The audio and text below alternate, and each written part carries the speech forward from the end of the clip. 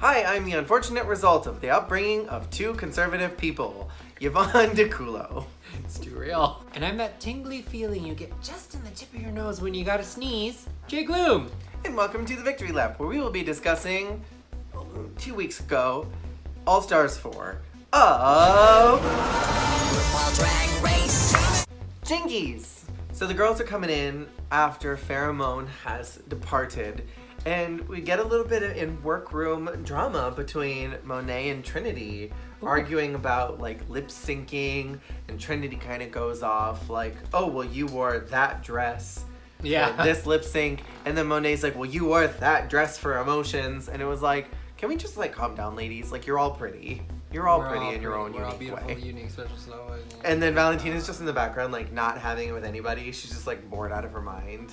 We find out that Monet also chose Farrah. Yes. Which, again, as we talked about in the last episode, I mean, it just, like, seized right there. Was probably the correct decision. Yeah. Out of both parties involved. Yes. So then we move on to the main challenge, which is the Snatch game. Except there's a twist on it. It's now the Snatch game of love. And I think let's all be honest with ourselves that I think the shakeup of this really threw these girls for a loop. Yes. Because, I mean, not a lot of them did well, but before we get into that, I mean, it's true. I know.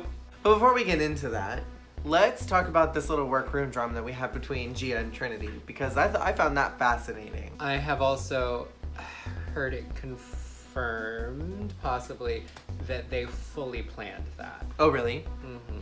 There's no way that Gia was actually planning on doing Caitlyn Jenner. Oh, no. It just does not seem feasible to me for whatever reason. I understand like where she was coming from, like this is a trans person. As a trans person, I'm going to do a trans person. I'm gonna crawl on a limb here, and hopefully nobody roasts me alive for this. I feel like Gia's a very proud trans woman, and I very much doubt that someone who is proud of being trans would look to Caitlyn Jenner, of all trans people in the social community, and say, that's the person that I want to emulate, because Caitlyn has been just a terrible representation of the trans community, has been a terrible voice for the LGBT community. I don't think anyone in their right mind would look to Caitlyn Jenner and be like, you're the one. Yeah, the only reason you would do Caitlyn Jenner for something like this is to take the piss out of her. Yeah. Because she has been rather quite problematic. Rather. So then we get to the actual Snatch game portion. And the groups have been broken up into 2 groups of 4. Was it 3? I'm blocking some of these performances. The standout of this whole thing was Trinity being Caitlyn Jenner. Yes. Like, I would say that hers was honestly better, in my opinion, than Sharon's. Physicality of it, and she was just on top of it. That was the other thing. She was right there. She was present. She was on top of it the whole time. She was in charge of that. You said a great word, present. And I think that's what a lot of these girls were lacking the entire time, is that they, I think, researched their character so much that when they got the twist on it, they were like, oh, I don't know what to do. Yeah, it's interesting. I liked the switch up in that it was a fun new way to do it, and it was not a tragedy a la the Gaffin, because I hated the Gaffin. It was not for good. The celebrity impersonation challenge of the show. Gaffin was Not good.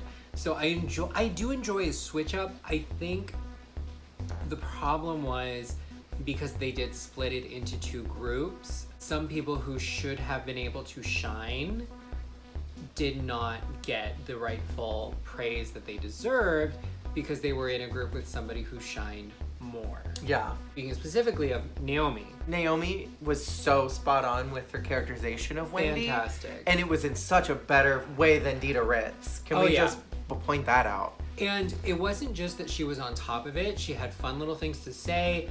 The way she patted herself. She did like that narrow waist with the broad shoulders. Yeah. She had the flats. She literally had it down. Painted her nostrils. The way she painted her face. The way that she was holding herself the whole time. It was just such a good job. I keep forgetting that there was a 4th person in all these because I'm selectively remembering. So the person I forgot was Monet. The sweaty thing was funny, but like the jokes were not there. Like, The jokes to were quote not Trinity, there. where are the jokes? I think at this point, Whitney is one of those ones you just don't. You just don't do. Because I don't think Monet was awful the whole time. I think she had a couple good moments. But I think the problem was I was just so nervous the whole time. Like, what is gonna happen? Is it gonna be okay? That I couldn't really enjoy it for when it was decent.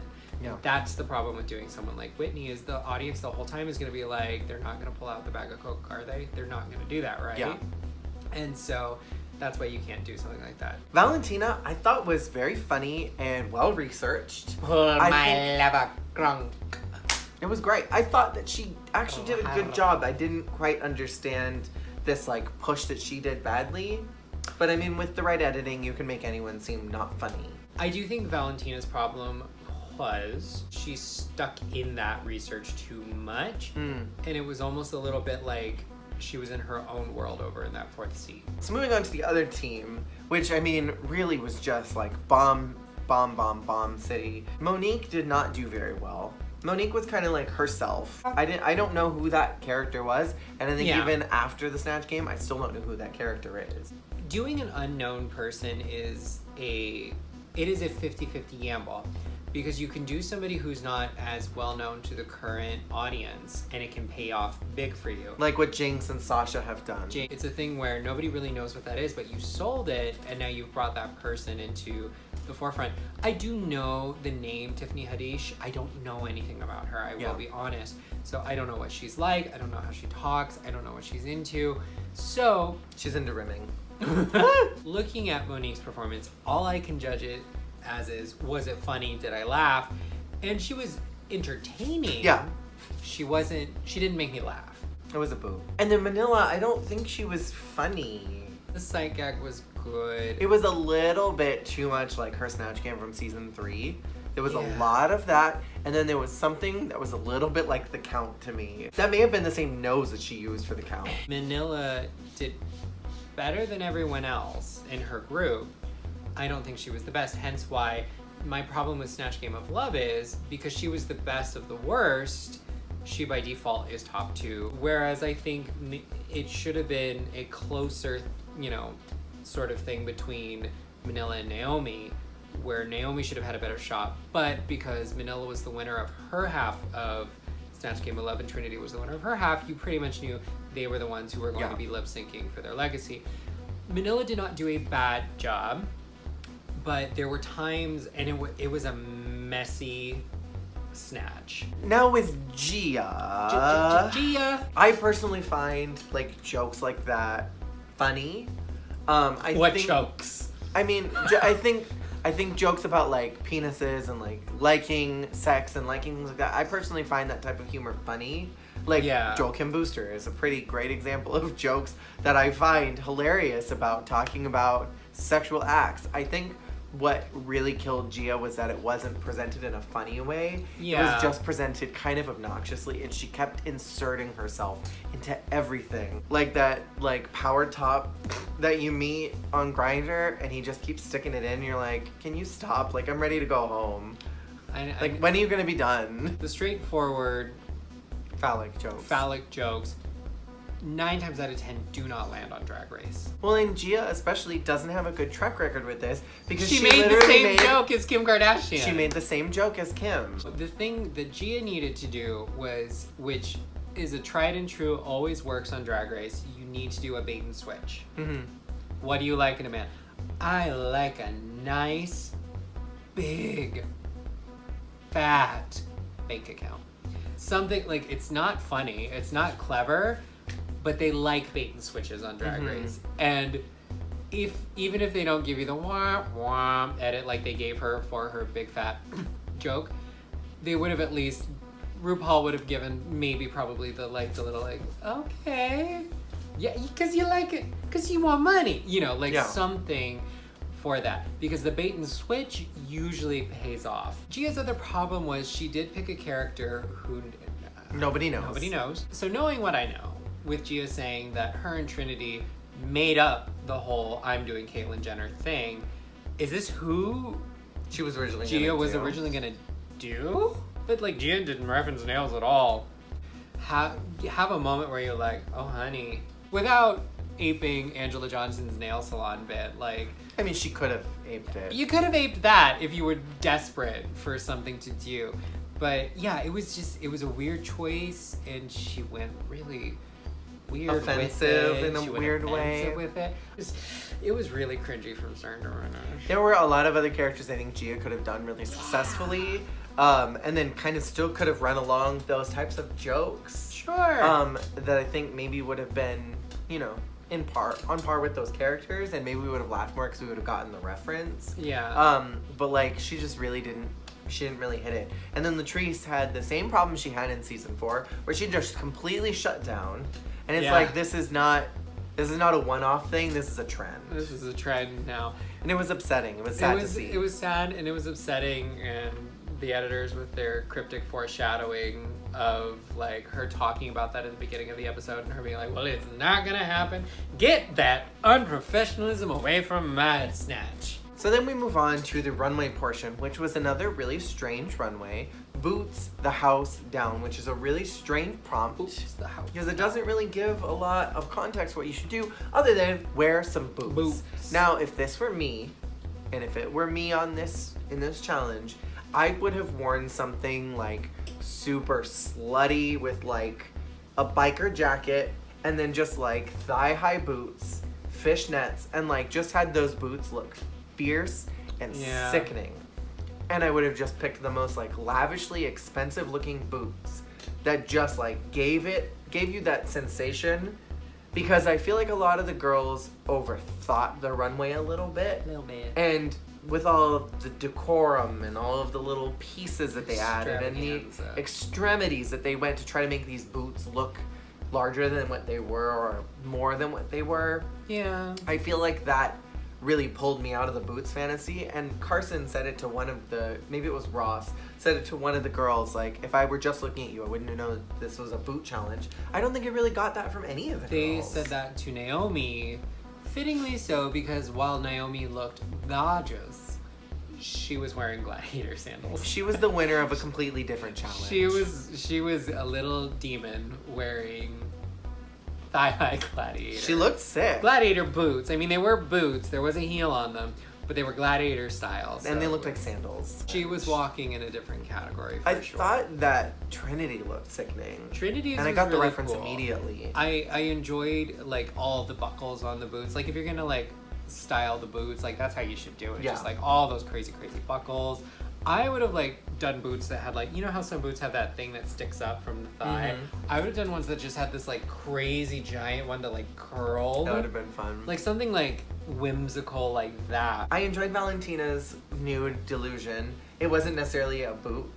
It wasn't look, the worst but it thing in was the fun. world. I actually didn't notice the whole crotch issue until they pointed it out. Yeah, I didn't notice it either. But I also was like, I also knew that Valentina was gonna maybe be in trouble. Like they were gonna find something to pick out for her because it was technically a boot. It just kept going. Yeah.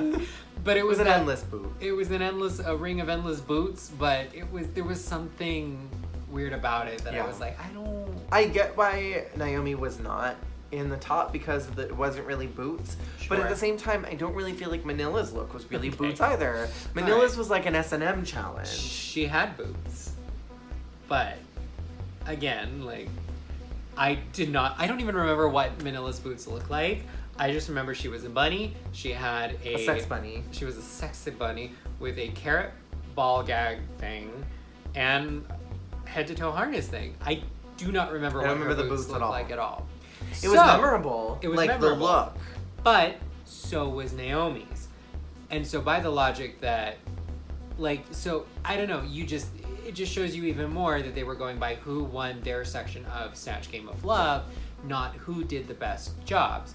Yeah. Because again, like I felt like Manila's had almost less to do with boots. Well, and then we have the curse of All Stars 4, which is if you won the previous challenge, you're going to be in the bottom. So in the bottom this time, we have Valentina and Gia, and then Latrice barely made it out safe, which I think Latrice should have maybe been in the bottom this time around with Gia, because I don't think Valentina was necessarily worse than Latrice. Like, even Yeah. Latrice's runway was not that great. It looked a lot like one of the runways that she did from All Stars 1. It looked a lot. It looked very referential from something. Those are our bottom two, and we have like a little moment in the workroom where Trinity and Manila are talking like, who are you gonna eliminate? And Manila's like, well, maybe I'll send Valentina home because she's my biggest competition. And it's like, this is a great TV moment. Like, this was a fantastic time for Trinity to like really scale down and be like, yo, this is not gonna be good for you in a PR situation. Trinity full on broke the mold, the standard, and was like, listen, I know what you're thinking, and I'm gonna tell you as a publicist, this is not gonna end well for you. Good on Trinity for like looking at that big picture. Yeah. Because that was definitely something that did not happen in All Stars 2 and 3. You have to be thinking about what's gonna happen if I do this.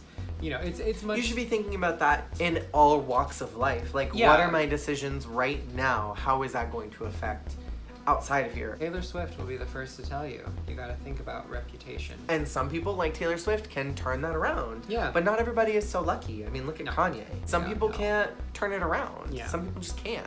And so I'm glad that Trinity brought that up. It's important and poignant that she did it. But also, I think Valentina also really stood up for herself and was like, I want to be in the top 4 with you. I want to make this fair. Like, do you want to win because you knocked all the strong people out? Yeah, and you're referencing the conversation between Valentina and Manila, where Manila tried to pull a, so if I help you out here, will you help me out there? And Valentina full being like, no. Down, like, no, I will not. I said it the first episode, what I've really appreciated about Valentina this season, I just really appreciate how Valentina is carrying herself in this season, where it's still that poised Valentina, but there's something so funny about everything she's doing this season. Like, when I think it was Manila asked her, like, girl, how are you feeling right now? And she's like, slump back. I just feel so beautiful. I want to be at that level. I want to be there. Amazing. So then we get to the lip sync portion. I think we knew Manila was going to win the moment that she stepped out on stage. That outfit was right. The hair was right. Everything was right about the look. When it's right, it's right. And then just that subtle leaning up against the wall and like just in the song, like Manila is a performer through and through, and she sold it right from the get-go. Did. And she connected with the judges. She told a story. I also want to say, like, I don't think Manila looks old by any means. No, not at all. But Manila, when she was up against that wall, throughout this whole number, but when she was up against that wall posing, I fully believe she was in her 20s. She's 16. Manila won that lip sync within those first 15 seconds, just leaning up against that back wall. She sold it because you knew what she was going to do the whole number, and she did it. And she did that. And that is the kind of lip sync that I live for with Drag Race. A crazy shablamjula, kersplatula, Layla McQueen, Shangela, like with all the flips and the turns and the what have you, Zanaja jumping off and landing on her cooch. All of that is great, and it is like, whoa! But at this point, I have seen it so much, it's become the standard with Drag Race. Yeah. That when a queen just goes out and sells it without gimmicks. This was my big thing last season with All Stars. I am tired of gimmicks. I don't want to see them anymore. I want to see honest to goodness lip sync craftsmanship. Yeah. And that is what Manila did. And that is why she is a queen, a true queen. So Manila chooses to send home Gia, which again, the right decision. Trinity was gonna send her home. Trinity did not even lie. She like walked through the door and was like, I'm picking Gia. bye. Bye. Like, it's Gia. That's who I'm picking. Like, she didn't even do this slow. Like, she might as well have just gone over and like, go ahead, Manila. I'm gonna go stretch. Where's Gia's lipstick? I think the one redeeming thing that we got from this episode was Gia kind of coming about, like, talking about why she's been the way that she has and how drag puts her in a weird headspace where she feels like she kind of has to be a little more conniving because that's kind of the scene that she exists in when she's in drag. Yeah. And so I appreciated that she kind of addressed that and was like, I think this is why I'm doing this. And it was very like this therapeutic moment that she was having with herself. But it's unfortunate that it happened at the end of the game and that it didn't happen sooner, that she didn't have that connection earlier, because I think she could have been very successful in Drag Race had she not been so conniving. The thing with Gia is, like, first of all, it is such a big deal that she is the first female presenting trans woman to be performing on the show, to be competing on the show in an actual competition. Yeah. You know, yes, Sonique was in the Hall of Slay, but that was, I mean, an extended bit. It was a scene, you know. So it is a big deal that Gia is on the show, was on the show, and that she competed, especially in light of remarks that have been made in the past. And it is a very real problem in the current gay community, not just the drag community, in the LGBTQIA community, where a large portion of our community is not as respective and protecting and welcoming of trans people as they ought to be. And it is prevalent in the drag community, which is so crazy because a lot of those OG drag queens We're trans women. and it is so easy to just say she's a villain, but we do have to step back and say she is in a position where she is looked at as a second-class citizen in her own community. Yeah. And she is painted as a villain by her own community because of prejudices. So Gia is standing on her platform. She is shouting at the rooftops, setting fire to everybody's reign. And while we did not get the best picture of Gia Gunn on the show, I do want to go on record as saying, like, you know, I apologize if I said anything overly harsh about her, because thinking more about it and looking at the bigger picture, everything is stacked against Gia Gunn, was stacked against Gia Gunn. The moment she walked The in. moment she walked through those doors. You know what? Good for Gia for giving us those early season moments again. Yeah. That, honestly, we all miss. Like, we all love them. Everyone We- complains that Untucked is not the way that it used to be, Yeah. blah, blah, blah. We love those crazy moments where it's just in your face, to your face, no holds barred shade. She did it. She served it to us. So, brava, Gia Gunn. And go watch her makeup tutorial because it's really, really, really funny. So that is the end for this episode. Let us know what your thoughts were in the comments below. And we will see you all again for the next episode, which will be showing shortly. Oof. Thank you all for watching. Oof. Bye! Science fiction triple feature.